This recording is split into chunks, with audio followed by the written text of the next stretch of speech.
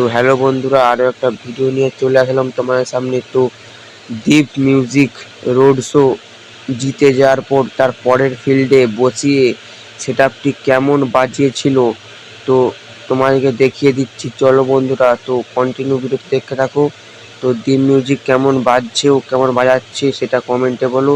চলো বন্ধুরা, ভিডিওটি শুরু করছি, দেখতে থাকো। Speaker check.